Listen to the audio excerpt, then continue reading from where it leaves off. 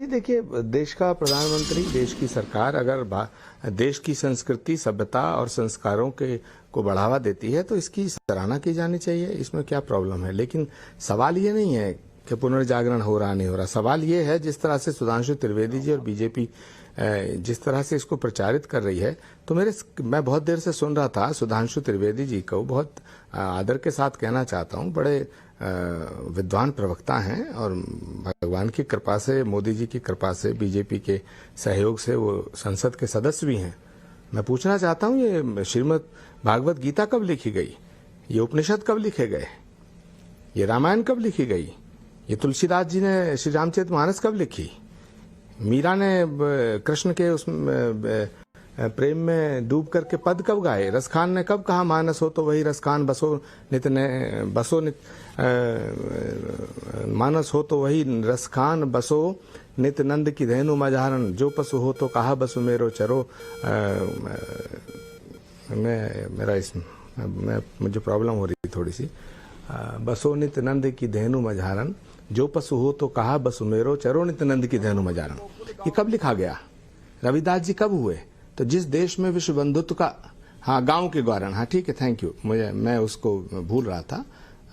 अब मुझे बताइए सुधांशु जी कि 1980 में तो बीजेपी का जन्म हुआ सर, 1925 में संघ बना, विश्व हिंदू परिषद 1964-65 में उसका जन्म हुआ।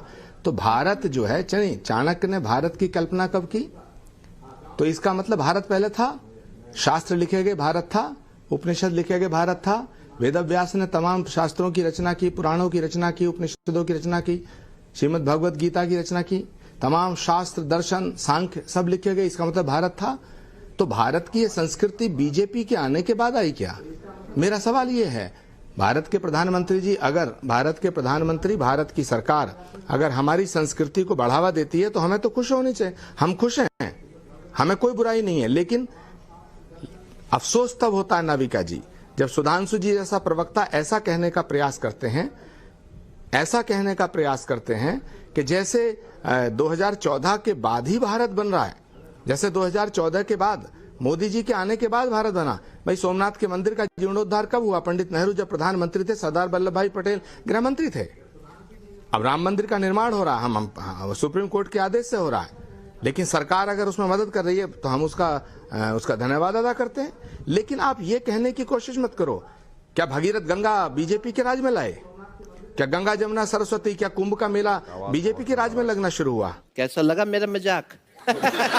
देखिए, आचार्य जी ने बहुत अच्छी बात कही। उन्होंने रसखान का जिक्र किया।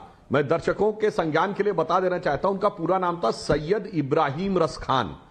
काबुल में पैदा हुए थे, मृत्यु हुई वृंदावन में जाके, और कृष्ण भक्ति के सबसे बड़े कवियों में माने गए। जो कविता बोली है ना आचार्य जी ने, उसका अर्थ जानते क्या है? उन्होंने कहा मेरा अगला जन्म हो, मुस्लिम होकर कहा अगला जन्म हो, अगर मनुष्य के रूप में हो तो कहां हो? ग्वाल बालों के बीच में, जिसके बीच में भगवान कृष्ण खेलते थे। पशु के रूप में हो तो उन गायों के बीच में जिसे नंद बाबा चराने जाते थे। मानुष हो तो वही रसखान, बसों ब्रज गोकुल गांव के ग्वारन, और जो पशु हो तो कहा बस मेरो चरो नित नंद की धेनु मजारन। आगे क्या कहा? पाहन हूं तो वही गिरी को, यानी पत्थर बनूं तो उस पर्वत के, जो धरो कर छत्र पुरंदर धारण, जिसे अपनी उंगली पर धारण किया था। और यदि पक्षी बनूं, जो खग हो तो बसेरो करो कहूं कालिंद कूल कदम्ब की डारण। तो जमुना के तट पर एक वृक्ष रूप में, भाई ईमानदारी से कहता हूं, दिल पे हाथ रख के कहिए कदम्ब की डारण। अगर आज कोई मुस्लिम ये कह दे कि मेरा पुनर्जन्म होना चाहिए और कृष्ण जी के ग्वाल बालों और उनके बीच में, ये बताइए सर तन से जुदा का फतवा जारी हो जाएगा कि नहीं? मैं करोड़ों दर्शकों के ऊपर पूछता हूं, आज रसखान होते तो फतवा जारी हो गया होता कि नहीं, और 2-4 सरफिरे 10-20 करोड़ का इनाम भी रख दिए होते। बस यही अंतर आ गया है। चलिए, रसखान तो हुए 500 साल पहले, मैं तो 50 साल पहले की बात गा पा रहा हूं। बड़ा फेमस हिंदी फिल्मों का भजन है, मन तड़पत हरि दर्शन को आज, मोरे तोरे बिन बिगड़े सगड़े काज। ये किसने गाया? मोहम्मद रफी ने। लिखा किसने? शकील बदायूनी ने।